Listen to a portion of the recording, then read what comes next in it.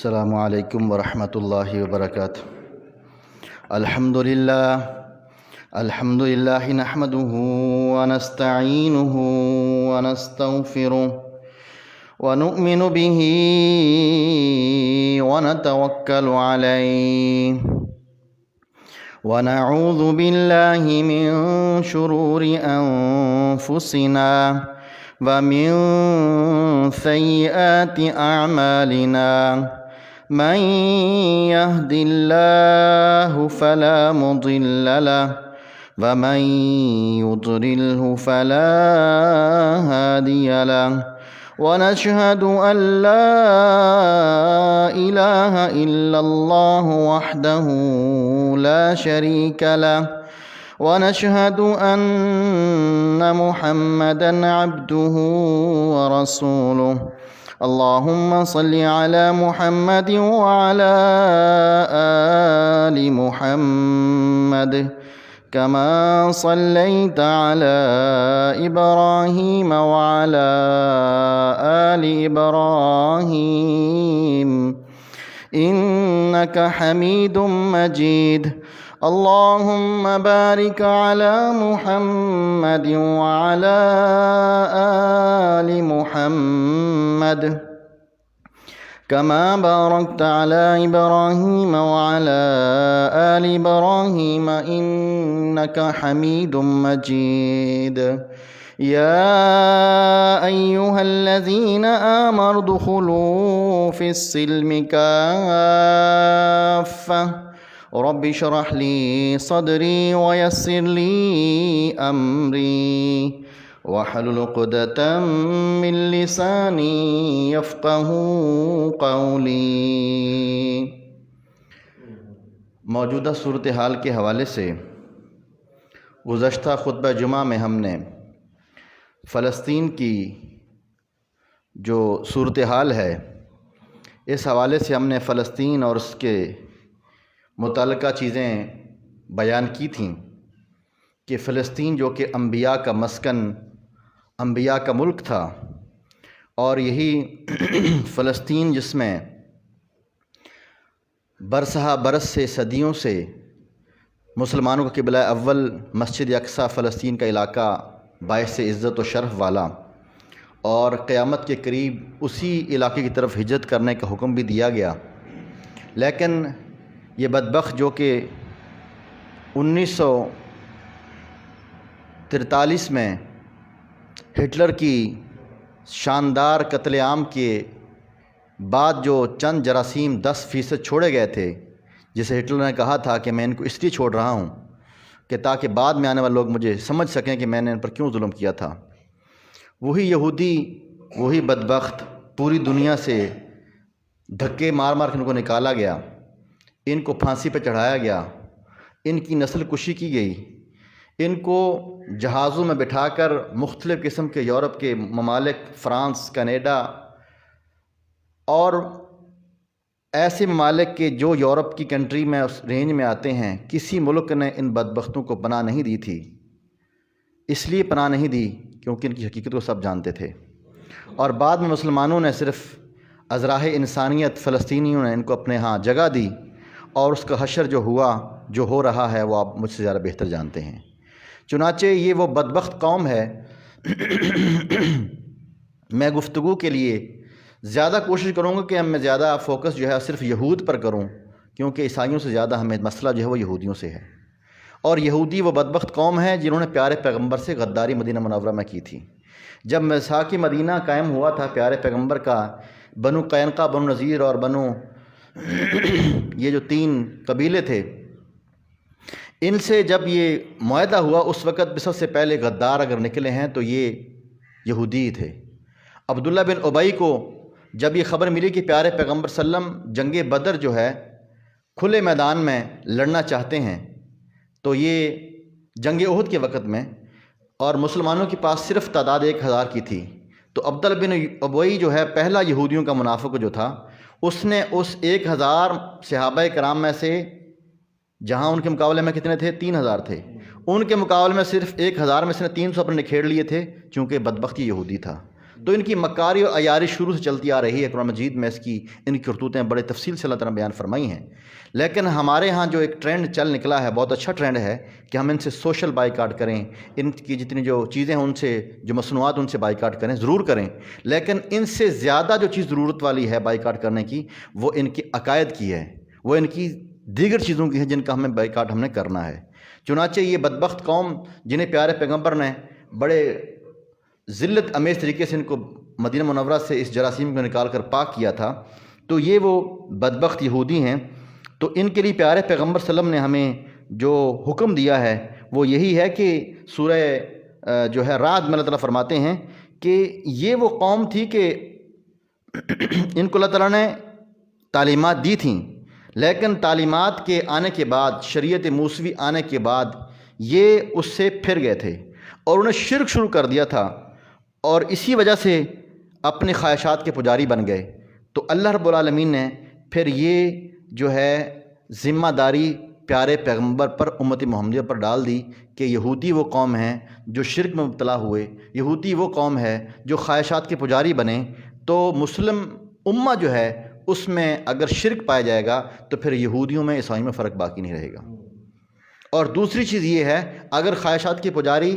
دین کے معاملے میں خواہشات کو ہی انہوں نے اپنا الہ بنا لیا تھا، تو اگر وہ خواہشات کے پجاری بن کر دین سے دور ہوئے، شریعت سے دور ہوئے اور وہ ضلال مبین میں وہ جا گرے، تو اگر آج بھی ہم مسلمان تو ہیں، پیارے پیغمبر کلمہ تو پڑھتے ہیں، لیکن اگر آج ہم نے بھی دین کو خواہش کے ذریعے ہی اپنانا ہے تو پھر ہم میں اور یہودی میں فرق کچھ باقی نہیں رہے گا۔ چنانچہ ان کی جو مذموم طریقے ان کے ہیں، ان میں سے تیسری صفت ان کی یہ ہے برائیوں کے حوالے سے، وہ یہ ہے کہ ان کے پاس تورات آئی، اللہ کا علم آیا، موسیٰ علیہ السلام اپنے پاس جو اللہ کی طرف سے تعلیمات آتی بتاتے تھے، لیکن ان کے دل پر ذرا برابر بھی اثر نہیں ہوتا تھا، ان کے دل پتھر کے پتھر تھے۔ اللہ رب العالمین نے اسی کانٹیکسٹ میں فرمایا الم یأن للذین آمنوا ان تخشع قلوبہم لذکر اللہ۔ اگر یہودیوں کے پاس تورات آئی، انہوں نے تورات کو پڑھ کر ان کے دل نہیں پسیج گئے، ان کے دلوں میں نرمی نہیں آئی، تو کیا مومنین بھی اسی ڈگر پر چل پڑیں گے؟ الم یأن للذین آمنوا، کیا مومنوں کے لیے وقت نہیں آیا ان تخشع قلوبہم لذکر اللہ، جب ان کے سامنے اللہ کا ذکر یہ تلاوت کی جائے تو ان کے دل دہل جائیں۔ اس کا مطلب یہ ہوا کہ اگر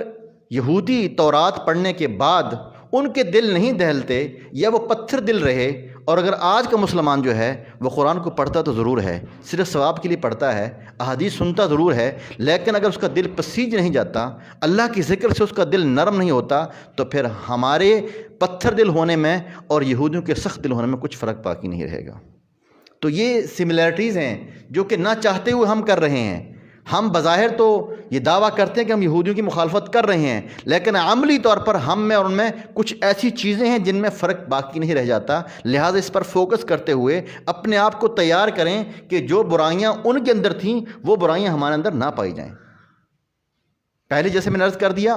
کہ وہ شرک کرتے تھے، ہم شرک نہ کریں، وہ خواہشات کے پجاری تھے، ہم خواہشات کے پجاری نہ بنیں۔ اور تیسری چیز یہ ہے کہ ان کے پاس تورات کا علم آیا تھا، ان کے دل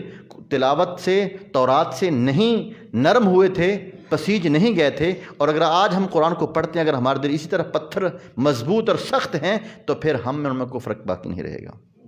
وَلَا يَكُونُ كَالَّذِينَ أُوتُوا الْكِتَابَ، اللہ نے باقاعدہ وارننگ دے دی ہے کہ مسلمانوں تم ان کی طرح نہ ہو جاؤ جو کہ اہل کتاب تھے، اور اہل کتاب میں سب سے پہلے مراد یہودی ہی ہیں۔ تیسری چیز ان کے اندر، چوتھی چیز ان کے اندر برائی یہ بھی تھی کہ یہ اپنی مرضی سے معاملات کو چینج کرتے تھے، اور اپنی مرضی سے زبان میں ٹیڑھ کر کے، لہجے میں ٹیڑھ پیدا کر کے معنی کو چینج کرتے تھے۔ یا ایھا الذین آمنوا لا تقولوا راعنا وقولوا انظرنا واسمعوا وللکافرین عذاب علیم۔ اگر آج کا مسلمان جو ہے وہ دعویٰ تو کرتا ہے اسلام کو اور پیارے پیغمبر کے سچے امتی ہونے کا، لیکن وہ جان بوجھ کر اسلام میں ٹیڑھ پیدا کرنے کی کوشش کرتا ہے اور اسلام کے احکامات کو ٹیڑھا کرنے کی کوشش کرتا ہے، گویا کہ اس کے اندر یہودیت کا جراثیم باقی ہے۔ اس لیے لا تقولوا راعنا، اللہ نے فرمایا راعنا بھی نہیں کہنا، وقولوا انظرنا واسمعوا وللکافرین عذاب علیم۔ اب یہ بدبخت پیارے پیغمبر کے پاس آتے تھے اور جان بوجھ کر آپ کو مینٹلی طور پر ٹارچ کرنے کے لیے، آپ کو دماغی طور پر ٹیز کرنے کے لیے یہ کیا کہتے تھے؟ السلام علیکم۔ انہیں پتہ تھا بدبختوں کو کہ پیارے پیغمبر کو جب ہم کہیں گے السلام علیکم تو آپ علیہ السلام کو تکلیف ہوگی۔ ان کی گھٹی میں چیز شامل ہے کہ ہمیشہ انہوں نے جو اللہ کے وفادار نہیں بنے، جو موسیٰ علیہ السلام کے وفادار نہیں بنے، جو پیارے پیغمبر سے ہر وقت آپ کو ذہنی تکلیف دینے کے لیے، جسمانی تکلیف پہنچانے کے لیے، ہر قسم کی تکلیف دینے سے باز نہیں آئے، تو آج میں اور آپ ان سے اچھی خواہشات کی، پیار محبت کی پینگیں چڑھانے کے ساتھ یا اپنے گمان میں ان کے ساتھ اچھا بننے کی کوشش کرتے ہیں، تو ہمارا اچھا بننا ماں سوائے ہلاکت اور بربادی کا کچھ نہیں ہے۔ چنانچہ یہ آ کر کہا کرتے تھے السلام علیکم۔ پیارے پیغمبر سمجھ جاتے تھے بدبخت یہ مجھ پر جو ہے وہ موت واقع کرنا چاہتے ہیں۔ السلام کا مطلب ہے تم پر موت واقع ہو جائے۔ آپ اس میں کیا فرماتے تھے؟ وعلیکم۔ آپ وعلیکم السلام نے آپ کیا کہتے تھے؟ وعلیکم۔ جو تم نے مجھے بددعائیہ کلمہ کہا ہے وعلیکم تم پر بھی ہو جائے۔ امی عائشہ نے سن لی اور آپ نے فرمایا وعلیکم ولعنت اللہ۔ انہوں نے کہہ دیا کہ یہ تو بدبخت آپ کو سام کہہ رہے ہیں، آپ پر موت کا وہ جو آپ کو بددعا دے رہے ہیں، تو ان پر لعنت بھی ہو جائے اللہ تعالیٰ کی۔ تو امی عائشہ کو پیارے پیغمبر نے سمجھایا کہ آپ جذباتی نہ ہوں، جو انہوں نے کہا وعلیکم نے ہم نے اس کا جواب دے دیا ہے، لہٰذا یہ وہ بدبخت قوم ہے۔ ان کے بارے میں پیارے پیغمبر نے فرما دیا من تشبہ بقوم فہو منہم، جو ان سے مشابہت اختیار کرے گا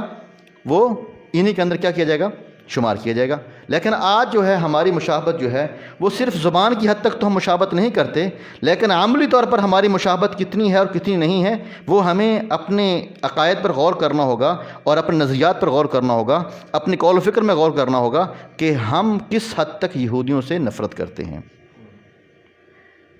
چنانچہ پیارے پیغمبر صلی اللہ علیہ وسلم کا بڑا شاندار ارشاد ہے، اور میں نے فرسٹ ٹائم یہ حدیث پڑھی ہے، آپ نے نہیں سنی تو سن لیں۔ شیخ البانی نے حدیث کو صحیح قرار دیا ہے، اور یہ حدیث سنن ابی داود میں موجود ہے، حدیث کا نمبر ہے 652۔ اس حدیث کے راوی ہیں شداد بن اوس، بڑے دھیان سننے والی حدیث ہے۔ پیارے پیغمبر فرماتے ہیں قال رسول اللہ صلی اللہ علیہ وسلم خالف الیہود، آپ نے فرمایا یہودیوں کی مخالفت کرو۔ پیارے پیغمبر کیسے مخالفت کریں؟ آپ نے فرمایا فإنہم لا یصلون فی نعالہم ولا خفافہم، یہودیوں کی مخالفت ایسے کرو کہ یہودی جب نماز پڑھتے ہیں نا لا یصلون فی نعالہم، وہ جوتوں کے بغیر نماز پڑھتے ہیں، ولا خفافہم، بغیر موزہ پہنے کے یا ننگے پاؤں نماز پڑھتے ہیں۔ اب تم نے کیا کرنا کی مخالفت میں یعنی جوتے سمیت تم نے نماز پڑھنی ہے۔ اب آپ یہ مت سمجھیں کہ ایک نیا میں نے کوئی فتویٰ بیان کر دیا ہے، یہ پیارے پیغمبر کی سنن ابی داؤد کی حدیث نمبر 652 ہے، اور یہ صحیح حدیث ہے۔ آپ علیہ السلام نے ان کی مخالفت میں آپ نے فرمایا کہ تم بھی کبھی کبھار جوتے سمیت موزے سمیت نماز پڑھو تاکہ ان کی کیا ہو جائے؟ مخالفت ہو جائے۔ گویا کہ آپ علیہ السلام نے ان کی ہر معاملے میں مخالفت کی ہے، اور مخالفت کی انتہا کہاں تک پہنچتی ہے وہ میں آپ کو آگے بتاتا ہوں کیسے ان کو تکلیف ہوتی تھی۔ تو اس کا مطلب یہ ہے کہ کسی انسان کا جوتا صاف ستھرا ہے، ٹھیک ہے، وہ جنازے میں کہیں گیا ہے، کہیں اوپن ایریا میں ہے، کہیں بھی ہے، اگر جیسے کارپیٹ میں چلو مسئلہ ہے، لیکن اوورآل ہمیں یہ دماغ سے نکال دینا چاہیے کہ جو شخص کچھ دن پہلے بلکہ بحث ہو رہی تھی، اس میں کنٹروورشل سا تھوڑا مسئلہ ہے، اس کو سمجھنے سمجھانے کی ضرورت ہے۔ ایک دم سے آپ میری بات کو ذرا غور سے سننے کے بعد اس پر غور کریں گے، کیونکہ جب پیارے پیغمبر کا فرمان آ گیا ہے تو ہماری عقل اس کو 100% اپروچ کرے نہ کرے، لیکن اگر ہمیں بتا دیا ہے تو اس میں پھر شک شبہ نہیں ہو سکتا۔ تو ان کی مخالفت کے لیے آپ نے وَهَذَا يَدُلُّ عَلَىٰ أَنَّ مَخَالَفَةَ الْيَهُودِ أَمْرٌ مَقْصُودٌ فِي الشَّرْعِ، اصل بات یہ ہے کہ تم نے کبھی کبھار جوتے سمیت نماز پڑھ کے ان کی مخالفت کرنی ہے، حتیٰ کہ انہیں یہ بھی تکلیف ہونا شروع ہو جائے کہ اگر ہم یہودی بغیر جوتے کی نماز پڑھتے ہیں، بغیر موزہ پہنے کی نماز پڑھتے ہیں، تو مسلمان ہماری مخالفت میں جوتے سمیت نماز پڑھ لیتے ہیں۔ اگلی چیز وہ یہ ہے کہ آپ علیہ السلام نے کسی ایک شخص کو دیکھا علیہ ثوبین معصفرین، کسی بندے کو دیکھا کہ اس نے زرد رنگ کے جو ہے وہ لباس چادریں پہنی ہوئی تھیں، تو آپ نے کیا فرمایا؟ آپ نے فرمایا کہ تم ان هذه ثياب الکفار فلا تلبسها، مسلم شریف کی حدیث ہے، آپ نے فرمایا کہ یہ جو تم نے لباس پہنا ہے یہ کافروں کا خاص لباس ہے، اس کو مت پہنو۔ مخالفت کی بیس پر آپ نے کہا، اور آج ہمیں چیز وہ اچھی لگتی ہے جو کفار کی جو ہے اڈاپٹ کی ہوئی ہو، جو ٹرینڈ جس کا چل نکلا ہو، جس کی بہت زیادہ شہرت ہو چکی ہو، اور وہ ایک وہ کہ سلیبریٹی کی شکل میں وہ سامنے آتی ہے چیز، یا وہ کسی بھی پروڈکٹ میں، تو ہم کہتے ہیں چونکہ اس کی ڈیمانڈ زیادہ ہے ہم اس کو اڈاپٹ کریں گے یا ہم اس کو پہنیں گے یا جو بھی کریں خریدیں گے۔ تو پیارے پیغمبر صلی اللہ علیہ وسلم نے یہ فرما دیا کہ تمہیں یہ لباس نہیں پہننا چاہیے کیونکہ کفار کا لباس ہے۔ تو آج ہم کفار کی ہر من پسند چیز جو ہے بغیر کسی سوچے سمجھے ہم اس کو ایکسیپٹ بھی کرتے ہیں، اسے خوشی سے لے بھی لیتے ہیں۔ تو یہ چیزیں غور کرنے کی ہیں۔ پیارے پیغمبر صلی اللہ علیہ وسلم نے ہر معاملے میں ہر چیز میں جو باقاعدہ ہمیں سمجھا اور بتا دیا کہ جتنی ہو سکے تم ان کی مخالفت کرو، ان یہودیوں سے جتنی ہو سکے اپنی وضع کتب میں، اپنے لباس میں، اپنے کھانے پینے میں، اپنے اٹھنے بیٹھنے میں، یہ ساری چیزیں میں آپ کے سامنے کوشش گزار کر رہا ہوں۔ ان میں سے اب یہ معاشرت کے حوالے سے، ہمارے رہن سہن کے حوالے سے ہم نے فرما دیا خالفو مشرکین اخف الشوارب وحف اللحا، یہ مختلف الفاظ مختلف روایات آتی ہیں کہ آپ نے فرمایا کہ تم کیا کرو، اپنی مونچھوں کو چھوٹی کرو، پست کرو، اپنی داڑھی کو بڑھا دو۔ کیوں؟ کیونکہ اس میں یہودیوں کی مخالفت ہے، مشرکین کی مخالفت ہے، مجوسیوں کی مخالفت ہے۔ لیکن آج ایک یہ ٹرینڈ جو نئی جو فیشن اور یہ چیز آئی تو ہم نے وہی داڑیاں چھوٹی کرنا شروع کر دیں، مونچھیں بڑھانا شروع کر دیں کیونکہ ادھر اچھا لگتا ہے۔ اور آج کی نیو جنریشن اس کے اندر وہ کہتے ہیں فیشن، اس میں یہودی عیسائی والی کیا بات ہے، بس فیشن ہے۔ یہاں تک کہ آپ کے سامنے نماز کے بارے میں بھی یہ ایک لمبی حدیث ہے، اس کی ڈیٹیل بتانا مقصود نہیں ہے۔ آپ علیہ السلام نے فجر کی نماز پڑھائی، ظہر عصر مغرب عشاء کی نماز پڑھائی، سب کا ٹائم بتا دیا، لیکن آپ نے ساتھ ہی حکم دے دیا کہ یہ سنن ابی داؤد کی روایت ہے، پیارے میں فرماتے ہیں کہ جب تم نے فجر کی نماز پڑھنے کے بعد جب سورج طلوع ہو رہا ہو تو تم نے نماز نہیں پڑھنی، عصر کی نماز کے بعد جب تمہیں لگے کہ سورج غروب ہو رہا ہے تم نے عصر کی نماز نہیں پڑھنی۔ کیوں نہیں پڑھنی؟ آپ نے فرمایا کیونکہ اس وقت سورج کیا ہو رہا ہے، فجر میں طلوع ہو رہا ہوتا ہے، مغرب میں غروب ہو رہا ہوتا ہے، تو ان کی مخالفت کرنی ہے۔ حالانکہ تم نہیں چاہتے کہ ہم نے سورج کی پوجا کرنی، کون سا مسلمان کہتا ہے میں نے سورج کی پوجا کرنی؟ کوئی نہیں چاہتا، لیکن ایک شائبہ ہے، ایک سملیرٹی اس کے اندر اس کی سمیل آ رہی تھی کہ ہو سکتا ہے چونکہ ان کا وہ ٹائم ہوتا ہے اور سورج کی پجاری سب کچھ ہی کرتے ہیں، تو لہٰذا کہیں مشابہت نہ ہو جائے، اس لیے اپنے قطعاً منع فرما دیا کہ اس وقت میں نماز میں پڑھنی بالکل بھی جائز نہیں ہے۔ گو کہ تمہارے ذہن میں ایسا نہیں ہے، لیکن ان کی مخالفت کے لیے آپ نے منع کر دیا۔ تو نماز جیسے معاملے میں آپ علیہ السلام نے اس کی وارننگ دے دی۔ اور پھر آپ علیہ السلام، آپ کو پتہ ہے کہ جب اذان ابھی مسئلہ اس کا یہ فرض بھی نہیں ہوئی اور اذان کا بھی مسئلہ نہیں آیا تھا، تو آپ علیہ السلام صحابہ کی میٹنگ بلائی، مشاورت کی کہ بھئی اذان کے لیے نماز کے لیے کیسے بلایا جائے لوگوں کو۔ اب مختلف مشورے شروع ہو گئے تو تجاویز آنا شروع ہو گئیں، تو بعض نے کہا کہ ہم یوں کرتے ہیں کہ کوئی جھنڈی وغیرہ لگا دیں گے تاکہ، یا کوئی آگ جلا دیں گے، پتہ چلے گا کہ بھئی اب یہ نماز کا ٹائم ہے اور لوگ نماز پڑھنا شروع کر دیں گے۔ آپ نے یہ رائے سن لی، پھر آپ نے مشورہ کے طور پر دوسرا مشورہ یہ آیا کہ ایسے کرتے ہیں کہ ایک جو ہے وہ سور پھونکنے کی آواز دی جائے، جس میں سور پھونک کے جیسے آواز باقاعدہ ناقوس، تاکہ لوگ پتہ چلے کہ اذان کا ٹائم ہو گیا۔ تو آپ نے کیا فرمایا، یہ یہودیوں کا طریقہ ہے۔ پھر تیسری تجویز یہی، پیارے پیغمبر چلیں ہم نا گھنٹی بجانا شروع کر دیں گے تاکہ جب نماز کے نام گھنٹی زور سے بجا دی جائے پتہ چل لوگوں کو نماز کا ٹائم ہو گیا ہے۔ آپ نے فرمایا عیسائیوں کا طریقہ ہے۔ تو یہ مختلف طریقے آئے، اور پھر حضرت جو ہے وہ صحابی کہتے ہیں کہ عبداللہ بن زید کہ مجھے نیند آ گئی، اور پھر نیند میں جو ہے وہ اللہ تعالیٰ نے سارا خواب سمجھا دیا، اور وہ خواب اس صحابی نے پیارے پیغمبر کو سنایا کہ اللہ تعالیٰ کی طرف سے یہ خواب ہے اور آپ نے ایسا کچھ نہیں کرنا، نہ کوئی آگ جلانی ہے، نہ کوئی گھنٹی بجانی ہے، نہ کوئی سور پھونکنا ہے، بلکہ اس کے لیے باقاعدہ اذان، اور اللہ تعالیٰ نے وہ کلمات بھی سکھائے، اور پھر یہ پیارے پیغمبر نے یہ کلمات اذان کی سکھائے حضرت عبداللہ بن زید کو، پھر عبداللہ بن مکتوم کو، حضرت بلال، وہ سارا معاملہ بات کا ہے۔ لیکن مقصد کہنے کا یہ ہے کہ پیارے پیغمبر نے اذان کے لیے گو کہ اللہ کی طرف سے وہ بعد میں طریقہ کار وضع ہو گیا، لیکن پہلے آپ نے کہا کہ کیونکہ سور جو پھونکتے ہیں وہ یہودی عبادت کے لیے پھونکتے ہیں، لہٰذا ہمیں سور نہیں پھونکنا چاہیے۔ اسی کی ضمن میں ایک بات میں کہنا چاہتا ہوں، آپ نے شاید کبھی غور نہ کیا ہوگا، یہودی کو یہودی کیوں کہتے ہیں؟ یہودی کو یہودی کیوں کہتے ہیں؟ لِأَنَّهُمْ يُحَوِّدُونَ فِي أَثْنَاءِ التَّوْرَاۃ۔ آپ نے کبھی غور بھی کیا ہوگا، یہ ڈیفرنٹ ویڈیوز آتی ہیں جو طریقہ کار ان کا عبادت کا ہے، آپ نے وہ ویڈیوز آج کل بہت، یعنی پہلے میں نے بار دیکھی، آپ نے ضرور دیکھی ہوں گی کہ جب یہ اپنی اپنی مساجد میں جو طریقہ کار ہے، یہ بیٹھ کر نہیں، کھڑے ہو کر آلموسٹ یہ جو بھی طریقہ کار ہے، وہ دیواروں کے اندر جو ہے نا وہ انہوں نے ریک شیک بنائے ہوتے ہیں جہاں پر کھڑے ہو کر تلاوت کرتے ہیں یہ تورات کی، لیکن ان کا نا پڑھتے ہوئے یہ باقاعدہ یحودان ہی، یہ باقاعدہ سے آگے پیچھے اس طرح موومنٹ کی ہو رہی ہوتی ہے، بڑے زور سے ہو رہی ہوتی ہے، جس طرح ہو رہی ہوتی ہے۔ تو ہمارے جو اس معاملے میں یہ موومنٹ کے حوالے سے ہمیں بھی سوچنا چاہیے، یہودی کہتے اسے ہیں جو تورات کی تلاوت کرتے ہوئے آگے پیچھے جھومتا ہے، حرکت کرتا ہے، وہ زور سے کرتا ہے یا آہستہ، اس جنبش کو یہودی کہتے ہیں جو کہ تورات کو پڑھتے ہوئے اس طرح جھومتا ہے۔ تو ہمارے مسلمان بھائی بھی ہیں، یہ کوئی فتویٰ نہیں ہے، لیکن یہ اصلاح ضرور ہے کہ جب قرآن مجید پڑھتے ہیں، تلاوت کرتے ہیں یا ہم نماز پڑھ رہے ہوتے ہیں تو ہمیں اتنا زیادہ آگے پیچھے جھولنا نہیں چاہیے. اگر ہم کریں گے تو یہ ان کی مشابہت ہو جائے گی. میرے خیال میں یہ آپ کے لیے شاید پہلی مرتبہ ہو، کیونکہ ہمیں اساتذہ نے یہ چیز بتائی تھی اور اس وقت سے میرے دماغ میں یہ بات تھی، اور پریکٹیکلی جب میں نے پھر ان کی ویڈیوز دیکھی تو مجھے یقین ہو گیا کہ واقعتاً یہ ایسے ہی کرتے ہیں. تو تلاوت کرتے ہوئے، نماز پڑھتے ہوئے کوشش کریں کہ زیادہ یا خاص طور پر اس پوزیشن میں موومنٹ نہیں کرنی چاہیے، کیونکہ یہ ان کا طریقہ ہے، لہذا ہمیں اس سے بچنا چاہیے. ایسے ہی جو چیز اگلی مخالفت کے حوالے سے آتی ہے یہودیوں کی مخالفت میں، وہ یہ ہے کہ آپ علیہ السلام نے جو ہے وہ یوم عاشوراء 10 محرم الحرام کا روزہ جو تھا وہ آپ نے فرمایا کہ ہم بھی اس کا احترام کریں گے. موسیٰ علیہ السلام کو نجات ملی فرعون کے خلاف، اور سارا کچھ عزت احترام اور روزہ بھی رکھیں گے. تو آپ کو بتایا گیا کہ اس کی یہودی بڑی تعظیم کرتے ہیں، تو آپ نے ان کی مخالفت میں فرمایا کہ ٹھیک ہے ہم روزہ ضرور رکھیں گے لیکن لا اصومن التاسع، ان کی مخالفت ہم نے ہر صورت کرنی ہے. یہ ایسی بدبخت قوم ہے، ان کے ساتھ ہم نہیں چل سکتے. روزے جیسی عظیم عبارت میں بھی آپ نے کیا فرما دیا، اگر میں زندہ رہا تو اگلے سال میں 9 محرم کا روزہ ایڈ کروں گا تاکہ ان کی مخالفت ہو جائے. تو گویا کہ ہر معاملے میں، ہر جگہ پر ان کی مخالفت کا اسلام نے باقاعدہ میں حکم دیا ہے. لیکن آج کی نسل جو ہے، ان کی دشمنی، ان سے نفرت، ان سے بغض جو اللہ کی ڈیمانڈ تھی اور اللہ جو حقیقت بیان فرمائی ہے، والذین کہ وہ ایسے بدبخت جو یہودی ہیں، اشد عداوۃ للذین آمنوا، کہ یہ سب سے زیادہ اگر کسی کو دشمن سمجھتے ہیں تو مومنین کو سمجھتے ہیں، مومنین اور متقین کو سمجھتے ہیں، مسلمانوں کو سمجھتے ہیں. لہٰذا ہمیں بھی ان سے مخالفت اور عداوت ایسے ہی ہونی چاہیے. یہ سنن دارمی کی روایت ہے، اور آپ نے شاید سنا ہوگا کہ نہیں سنا. پیارے پیغمبر صلی اللہ علیہ وسلم موجود تھے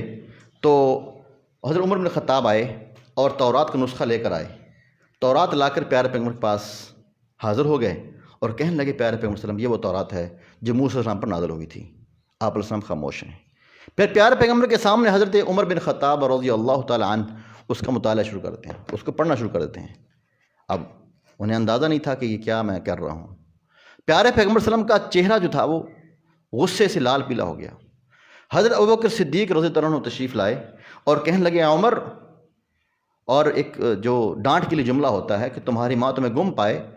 کہ تمہیں نظر نہیں آ رہا پیارے پیغمبر کتنے غصے میں ہیں اور آپ علیہ السلام کے سامنے تم تورات کی تلاوت کر رہے ہو.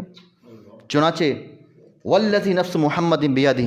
پھر آپ نے فرمایا اس ذات کی قسم جس کا قبضہ قدرت محمد صلی اللہ علیہ وسلم کی جان ہے، لو بدأ لکم موسیٰ فاتبعتموہ وترکتمونی، اگر آج موسیٰ علیہ السلام بھی ظاہر ہو جائیں اور تم مجھے چھوڑ کر موسیٰ علیہ السلام کے پیچھے چل پڑو، لضللتم عن سواء السبیل، تم سیدھے راستے سے بھٹک جاؤ گے. وَلَوْ كَانَ حَيًّا وَأَدْرَكَتْ نَبُوَّتِي لَاتَّبَعَنِي، اور اگر موسیٰ علیہ السلام زندہ ہوتے، میری نبوت کو پا لیتے تو میرے امتی بن کر آتے، میری پیروی کرتے. تو جب میں آ گیا ہوں، میرا قرآن آ گیا ہے، میری شریعت آ گئی ہے، اب تورات کو پڑھنے کی، اس میں زیادہ اس کے اندر تلاوت کرنے کی ضرورت نہیں ہے. اور آج کل کے ماشاءاللہ سے آپ تورات، انجیل کو، بائبل کو پڑھیں، لیکن وہ پڑھے اس ذہن سے پڑھے کہ اس نے ریسرچ سے کچھ ثابت کرنے کے لیے، اسلام کی حقانیت کو واضح کرنے کے لیے، یا مزید اسلامی تعلیمات میں اپنا اثر و رسوخ مضبوط کرنے کے لیے اگر پڑھتا ہے تو ٹھیک ہے. وگرنہ ہم یہ سمجھیں نہیں ٹھیک ہے وہ بھی الہامی کتاب ہے، یہ بھی الہامی کتاب ہے، اس کی بھی تلاوت کر لینی چاہیے، اس کی بھی اسٹڈی ہونی چاہیے. تو ایسا کرنا یہ سراسر گمراہی ہے، وقت کا ضیاع ہے اور اسلام سے دوری کی نشانی ہے. ایسے ہی یہودیوں کی مخالفت کے حوالے سے ان کی یہ شروع سے یہ بات رہی ہے کہ یہ بدبخت جو یہودی ہیں، یہ ہمیشہ جو ہے وہ اللہ تعالیٰ کی تعلیمات میں انہوں نے ملاوٹ کی ہے، مکس اپ کیا ہے، ہیر پھیر کیا ہے. یہ یہودیوں کا شیوا رہا ہے. اور اگر آج کا مسلمان بھی قرآن مجید اور پیارے پیغمبر کی حدیث کو سمجھنے کے باوجود اگر اس میں ہیر پھیر دکھاتا ہے، اپنی ذاتی مفاد یا اس کی ذاتی اپنی جو اپروچ، اس کی جو اپنی سوچ ہے، اگر اس کو اپلائی کرنے کی کوشش کرتا ہے تو پھر یہودیوں جیسا شیوا ہے، جس سے اجتناب کرتے ہوئے جو چیز قرآن مجید سے واضح ثابت ہو جاتی ہے، جو پیارے پیغمبر صلی اللہ علیہ وسلم سے واضح ثابت ہو جاتا ہے، جو مسئلہ بھی ہو جاتا ہے، اس کو پھر ماننا چاہیے، اس میں ہیر پھیر ڈنڈی نہیں مارنی چاہیے. ایسے ہی پیارے پیغمبر صلی اللہ علیہ وسلم فرماتے ہیں کہ یہود و نصارہ کی بدبختی اور ان کی ہلاکت کا سبب ایک یہ بھی تھا کہ آپس میں وہ لڑتے تھے، ہر چیز میں گتھم گتھا ہوتے تھے. تو اسی وجہ سے وہ قوم جو تھی وہ ہلاک ہو گئی. اور آج کا مسلمان جو ہے اپنے آپ کو بڑا سچا، پکا، مضبوط جنت کا ٹھیکیدار سمجھتا ہے، اور اس کا دست و گرما جو ہے وہ اپنی فیملی میں بھی ہے، نیبرز میں بھی ہے، دوستوں میں بھی ہے، نہ جانے کہاں کہاں پر وہ یہ سب کچھ اس کی چیزیں چل رہی ہیں اور اپنے آپ کو بڑا مضبوط پکا مسلمان سمجھتا ہے۔ تو گویا کہ آپس کا اختلاف جو ہے یہ یہودیوں کی ہلاکت کا سبب بنا ہے، اور اگر مسلمان آپس میں دست و گریباں ہیں اور اختلاف میں اتنے آگے جا چکے ہیں کہ دست و گریباں ہونے کے تک پہنچ چکے ہیں، تو یہ چیز ہمیں بھی ہلاکت میں لے جائے گی، لہٰذا اس سے اپنے آپ کو بچانا چاہیے۔ ایسے ہی پیارے پیغمبر صلی اللہ علیہ وسلم نے ارشاد فرمایا کہ یہودیوں کی ان کی مذمت میں ایک بات یہ بھی تھی، اور اس بات کو حضرت ام حبیبہ ام سلمہ انہوں نے ذکر کیا کہ ہمارے یہاں گرجا ہے، اور اس گرجے کے اندر جو ہے کچھ تصویریں لگی ہوئی ہیں۔ آپ نے سامنے ذکر کیا کہ ایک کہاں قریب کوئی گرجا ہے یہودیوں کا، تو اس کے اندر کوئی تصویریں لگی ہوئی ہیں۔ تو آپ علیہ السلام نے پھر اصلاح فرمائی اور آپ نے بتایا، سنیں، یہودیوں کی یہ تاریخ ہے کہ ان یہودیوں کا جب بھی کوئی نیک شخص مرتا تھا نا، یہ اس کی قبر پر وہیں پر مسجد بنا لیا کرتے تھے، اور پھر وہاں اس نیک شخص کی جو ان کی اپنی پرسیپشن میں نیک ہوتا تھا اس کی تصویریں لٹکا دیتے تھے۔ اور آج جتنا شعور آ رہا ہے اس کے ساتھ کچھ نہ کچھ چیزیں ختم ہوتی چلی جا رہی ہیں، وگرنہ آپ دیکھیں گے کہ ہمارے پہلے جو ہے وہ قبرستان میں باقاعدہ مسجدیں ہوتی تھیں۔ قبرستان کا مسجد سے کوئی تعلق نہیں ہے۔ قبرستان ایک وہ ایریا ہے جس کو عالم برزخ کہا جاتا ہے، وہ ہم نے باہر جا کر دفنانا ہے۔ وہاں پر جو ہے وہ اگر آج بھی اس قسم کا کوئی تاثر ملتا ہے یا تاثر دینے کی کوشش کی جاتی ہے کہ ہم بھی وہاں جا کر کوئی خاص چیز بنا دیں، کوئی اس کو کوئی بھی نام دے دیں، مسجد نہیں تو کوئی اس ٹائپ کا کوئی مزار کوئی چیز بنائیں گے، تو یہ وہ چیز ہے جو کہ یہودیوں کے اندر تھی، اور اگر آج وہ چیز کہیں پائی جاتی ہے اس کا مطلب یہ ہے کہ اس کا اثر باقی ہے، لہٰذا اسے ٹوٹلی طور پر اجتناب کرنا چاہیے۔ ایسے ہی حلال و حرام میں ہیلا سازی یہ جو تھی یہودیوں کی، یہ ان کی پوری ایک پلاننگ تھی۔ اللہ تعالیٰ نے جب ان کے اوپر جو تھا نا، اس کو جب آپ علیہ السلام مکہ مکرمہ تشریف فرما تھے، وہیں پر تھے، تو اللہ تعالیٰ نے فرمایا کہ تمہارے لیے شراب بھی حرام ہے، مردار بھی حرام ہے، سور بھی حرام ہے، بتوں کا بیچنا بھی حرام ہے، سارا کچھ حرام قرار دے دیا۔ تو چربی کے متعلق، مردار کی چربی کیسی ہے؟ جو مردار ہیں، پڑے ہوتے ہیں، مر جاتے ہیں، ان کی چربی کے بارے میں کیا حکم ہے؟ تو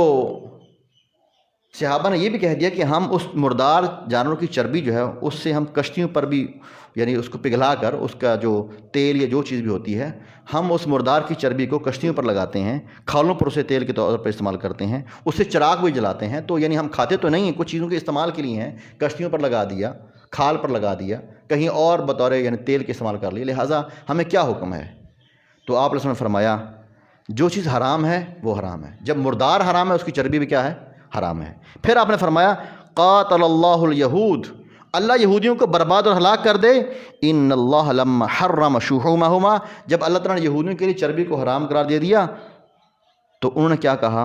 انہوں نے اس چربی کو پگھلا کر اسے بیچنا شروع کر دیا اور اس کی قیمت کھانا شروع کر دی۔ یعنی چربی بظاہر تو انہوں نے استعمال نہیں کی، لیکن یہودیوں نے اس چربی کو پگھلا کر مختلف انداز سے اس سے پرافٹ لینا شروع کر دیا تھا۔ تو یہ ہیلہ سازی جو ہے وہ یہ یہودیوں کی جو ہے وہ رہی ہے چیز، لہذا اس سے اپنے آپ کو بچانا چاہیے۔ اور یہودیوں کے جو خطرناک جو ان کے عقائد ہیں جن کا پیارے پیغمبر صلی اللہ علیہ وسلم نے منع فرمایا ہے، جس سے مخالفت کا حکم دیا ہے، ان میں یہ بھی ہے کہ ان رقا و تمائم، پیارے پیغمبر فرماتے ہیں کہ یہ جھاڑ پھونک، منتر، تعویذ اور یہ سب کچھ جو ہے یہ سب کچھ شرک ہے۔ اب حضرت عبداللہ بن مسعود رضی اللہ عنہ کی بیوی تھی، وہ کہنے لگی کہ آپ کیسی حدیث بیان فرما رہے ہیں کہ پیارے پیغمبر نے فرمایا کہ جھاڑ پھونک اور منتر، یہ تعویذ سب کچھ حرام ہے، یہ ناجائز ہے۔ حضرت عبداللہ بن مسعود کی بیوی کہتی ہیں کہ میں گئی تھی اور میں کسی یہودی کے پاس چلی گئی اور میری آنکھ میں شدید درد تھا، تو اس یہودی نے جب مجھے بلا کر دم کیا تو میرا درد ٹھیک ہو گیا، اور تم کہتے ہیں پیارے پیغمبر سے میں نے حدیث سنی ہے کہ یہ سارا کچھ جو ہے وہ تعویذ منتر سارا کچھ یہ ناجائز ہے۔ تو حضرت عبداللہ بن مسعود رضی اللہ عنہ نے فرمایا کہ جس وجہ سے تمہارے آنکھ کا درد رک جاتا تھا اس کی وجہ یہ تھی کیونکہ شیطان جو تھا جب اس پر ہاتھ پھیرتا تھا آنکھ کے اوپر تو اس وجہ سے جو تھا تمہیں کچھ سکون ملتا تھا، اور جیسے ہی وہ مطلب دم ہٹتا تھا پھر دوبارہ تمہیں ہوتا تھا۔ تو گویا کہ آج ہم بھی کہتے ہیں کہ، اور آپ نے کیا فرمایا کہ پیارے پیغمبر نے جو ہمیں سکھایا ہے وہ دم یہ ہے، اسب الباس رب الناس اشفی انت الشافی لا شفاء الا شفاؤک شفاء اللہ یغادر سقما۔ اور عبداللہ بن مسعود نے بیوی سے کہا کہ سنو، پیارے پیغمبر نے جو ہمیں دم سکھایا ہے وہ یہ دم ہے، اسب الباس رب الناس واشفی انت الشافی لا شفاء الا شفاؤک شفاء اللہ یغادر سقما، اللہ شفا دینے والا تو ہے، شفا تجھ سے ملنی ہے، تیرے علاوہ کسی اور شفا نہیں مل سکتی۔ لہٰذا تم نے جو کسی یہودی کے پاس جا کر جو جہالت میں یا جیسے نہیں پتہ ہوگا نا، عورتیں ویسے تھوڑی سی عقیدے کے حالت کمزور ہوتی ہیں، تو انہوں نے بتا دیا جی میں تو گئی تھی یہودی کی، میرے تو جو تھا وہ میرا درد ٹھیک ہو گیا تھا آنکھ کا، تو آپ نے فرما دیا کہ نہیں ایسا کچھ نہیں ہے، بلکہ تمہیں یہ دم پڑھنا چاہیے جو پیارے پیغمبر نے سکھایا ہے۔ ایسے ہی پیارے پیغمبر صلی اللہ علیہ وسلم نے یہودیوں کی مخالفت کے حوالے سے آپ نے کیوں فرمایا کہ تم افطاری میں جلدی کرو؟ یہودی اس میں کیا کرتے ہیں؟ لیٹ کرتے ہیں۔ اور جنازے میں بھی آپ علیہ السلام نے فرمایا کہ پہلے یہ تھا کہ کسی کا جنازہ لایا گیا تو آپ علیہ السلام اس وقت تک نہیں بیٹھے جب تک کہ اس جنازے کو باقاعدہ قبر میں اتار نہیں دیا گیا۔ تو ایک یہودی عالم آیا، یہ سنن ترمذی کی روایت ہے، ایک یہودی عالم آیا، اس نے کہا کہ پیارے پیغمبر صلی اللہ علیہ وسلم ہمارے میں یہی طریقہ ہے کہ جب تک مردہ جو ہے ہم قبر میں نہ دفنا دیں اس وقت تک ہم بیٹھتے نہیں ہیں، اور آپ کو بھی ہم نے دیکھا ہے آپ کے سامنے جنازہ لایا گیا، جب تک اس کو لحد میں نہیں اتار دیا گیا آپ نہیں بیٹھے۔ جب آپ کو معلوم ہوا تو آپ نے فرمایا کہ تم ان کی مخالفت کرو، یعنی آئندہ جو ہے اگر جنازہ آ جائے گا تو ہم بیٹھ جائیں گے تو کوئی حرج نہیں ہے، اگر نہیں بیٹھنا تھا تو ان کی مخالفت میں اب ہم بیٹھیں کیونکہ یہ جنازے کے احترام میں بیٹھتے نہیں ہیں۔ یہاں یہ مراد نہیں ہے کہ جنازہ چل رہا ہے اور آپ بیٹھ جائیں، مقصد یہ ہے کہ اگر آپ نے دفنانا ہے اور جب تک وہ دفنانے کا ٹائم ہوتا ہے اس کے اندر جو ہے اگر کچھ ٹائم باقی ہے کوئی بیٹھ جاتا ہے تو اس میں حرج نہیں ہے۔ یہودیوں کا یہ طریقہ کار ہے کہ جب تک وہ دفنانا تو اس وقت تک ان میں سے کوئی بندہ بیٹھتا نہیں ہے، تو آپ نے فرمایا کہ آئندہ ہم ان کی مخالفت کریں گے، مطلب ہم میں سے کوئی بیٹھے گا تو بیٹھ بھی سکتا ہے، ہم بیٹھیں گے۔ اور یہودیوں کی مخالفت کے حوالے سے یہ بھی بات ہے کہ ان کی طرز معاشرت میں پیارے پیغمبر صلی اللہ علیہ وسلم ارشاد فرماتے ہیں، یہ ایک حدیث ہے جس کو آپ نے غور سے سننا ہے، یہ سلسلہ صحیحہ کے اندر حدیث نمبر جو ہے 1292 ہے۔ حضرت عبداللہ بن عمر اس حدیث کے راوی ہیں، آپ نے فرمایا لیس منا من تشبہ بغیرنا، ہم میں سے نہیں ہے وہ شخص جو دوسروں کی مشابہت کرتا ہے۔ اب ذرا حدیث کے الفاظ سنیں، فَإِنَّ تسلیم اليہود الاشارۃ بالاصابع، یہودی جب سلام کرتے ہیں تو وہ انگلیوں سے اشارہ کرتے ہیں، الاشارۃ بالاصابع، یہ صحیح حدیث کے الفاظ سنا رہا ہوں۔ یہودی سلام کیسے کرتے ہیں؟ الاشارۃ بالاصابع، انگلیوں سے اشارہ کرتے ہیں۔ وتسلیم النصارى الاشارۃ بالکف، اور عیسائیوں کا سلام کیا ہے؟ وہ کف سے ہتھیلی سے اشارہ کرتے ہیں۔ تو کیا آج مطلب ہم چاہتے نہیں لیکن لاشعوری طور پر کیا ہم ایسا نہیں کرتے؟ مجھے تو بہرحال پہلے میں نے حدیث نہیں پڑھی، لیکن اگر چیز ہمارے سامنے آئی ہے تو اس سے میری اپنی بھی اصلاح ہے اور آپ کی اصلاح مقصود ہے۔ تو اگر آج ہم انگلیوں سے اشارہ کر کے کسی کو سلام کر رہے ہیں یا ہم یوں کف سے پوری ہتھیلی سے ہاتھ کر کے اشارہ کر رہے ہیں سلام کرنے کے لیے، تو گویا کہ ایسا کرنا یہودیوں کا عمل ہے اور ایسا کرنا عیسائیوں کا عمل ہے۔ ہمیں ایسا بھی نہیں کرنا چاہیے اور ایسا بھی نہیں کرنا چاہیے۔ تو کرنا کیا ہے؟ باقاعدہ کیا کہو؟ السلام علیکم ورحمۃ اللہ وبرکاتہ۔ تو میرا خیال میں لاشعوری طور پر ہم اکثر بیش دیکھا گیا ہے، جیسے بھی سفر میں ہیں دور سے ہم کہہ کر، یہ ایسا نہیں کرنا چاہیے۔ باقاعدہ قریب جا کر السلام علیکم کہیں تاکہ ان کی مخالفت بھی ہو جائے، اور ایسا کرنا یہود و نصارہ کا عمل ہے۔ یہ میرا خیال ہے کہ آپ نے پہلے حدیث نہیں سنی ہوگی، کیونکہ مجھے پہلی مرتبہ پتہ چلا ہے۔ تو اسلام اور مومن کی جو صفت ہوتی ہے، جیسے اس کو تعلیمات کا علم ہوتا ہے، اسے اسی وقت آمنا و صدقنا کہہ دینا چاہیے، اور آئندہ آپ لوگ اس پر بڑے محتاط رہیں گے انشاءاللہ۔ اور مساجد کی جو نقش و نگار ہے، اس کے اندر اس کو اتنا خوبصورت بنانا اور اس کی خوبصورتی تزئین و آرائش سارا کچھ کرنا، یہ بھی پیارے پیغمبر نے منع فرمایا ہے۔ مجھے مسجدوں کے بلند کرنے کا حکم نہیں دیا گیا۔ حضرت عبداللہ بن عباس فرماتے ہیں تم مسجدیں اس طرح سجاؤ گے جس طرح یہود و نصارہ سجاتے تھے۔ اور آج کل ہم دیکھ لیں جہاں کہیں تھوڑی فرصت ہے، مسجدوں کو اتنا زیادہ تزئین و آرائش، ٹھیک ہے وہ کارپیٹ بنائے خوبصورت صاف کرے ضرور، لیکن اس کی اتنی تزئین و آرائش کرنا، یہ پیارے پیغمبر فرماتے ہیں یہود و نصارہ کی صفت تھی، تو لہٰذا تمہارے اندر وہ عادات نہیں آنی چاہیے جو کہ ان کی تھیں۔ ایسے ہی پیارے پیغمبر صلی اللہ علیہ وسلم نے حضرت انس بن مالک سے روایت ہے، یہودیوں میں ایک اور مسئلہ تھا، یہ آخری مسئلہ، اس کے بعد ہم بات ختم کر رہے ہیں۔ یہودی بدبخت یہ کرتے تھے کہ جب ان کے معاشرے میں یہ رواج تھا، جب کسی عورت کو مینسز، یہ ایک نیچرل پروسیس اللہ کی طرف سے مقرر کردہ ہے، عورت کے لیے مسئلہ ہوتا ہے، تو جب یہ مسئلہ ہوتا تھا تو وہ اپنی عورتوں کو کھانے پینے سے الگ کر دیتے تھے اور اپنے گھروں سے نکال دیتے تھے جب تک کہ وہ پراپر طہر میں پاک نہ ہو جائے۔ تو جب پیارے پیغمبر آئے، یسألونک عن المحیض، پیارے پیغمبر سوال کیا گیا بھی آپ کیا کہتے ہیں؟ یہودیوں کا تو یہ ہے کہ جب عورت کو یہ مسئلہ ہوگا وہ گھر میں بھی نہیں رہے گی، وہ کھانا پینا بھی کچھ بھی نہیں پکا کے دے گی، اس کا باقاعدہ سے اس کو سیپریٹ کیا جائے گا۔ اسلام کیا کہتا ہے؟ پیارے پیغمبر صلی اللہ علیہ وسلم نے فرمایا فَاعْتَزِلُوا النِّسَاءَ فِي الْمَحِيضِ، کہ تم جو ہے کیا کرو، حیض کے دنوں میں صرف تعلق کے مباشرت کے علاوہ وہ عورت جس کو یہ مسئلہ ہوتا ہے وہ کھانا پکا کے دے سکتی ہے، تمہارے ساتھ رہے گی، تمہاری فیملی کی ممبر ہے، لہٰذا اس سے نفرت کرنا، اسے گھر سے باہر نکالنا، یہ سارا کچھ کرنا جو ہے یہ یہودیوں کا عمل تھا، لہٰذا ہم ان کی مخالفت میں ہم ایسا کچھ نہیں کریں گے۔ جیسے ہماری فیملی ممبر ہے اس کی وہی رسپیکٹ ہے، وہی احترام ہے، صرف نماز یا دیگر چیزوں سے منع ہوگی، وگرنہ ایسی کوئی بات نہیں ہوگی۔ اگر ایسی آج بھی کوئی انسان نفرت رکھتا ہے ذہن میں تو یہ یہودیوں کا طریقہ کار تھا کہ وہ ایسا کیا کرتے تھے۔ اور ویگ لگانا یہ یہودیوں کا عمل ہے۔ آج ماشاءاللہ ویگ دڑا دڑ لگ رہی ہیں، کوئی پرواہ نہیں، کوئی ٹینشن نہیں، سب کچھ ہو رہا ہے۔ چنانچہ حضرت امیر معاویہ رضی اللہ عنہ ایک دفعہ ممبر پر تشریف فرما ہوئے، مدینہ منورہ میں تھے، اور آپ کے ساتھ ایک غلام تھا، اس نے وہ ویگ جو ہے وہ کہیں ہوں گے بال وہ دکھائے، تو حضرت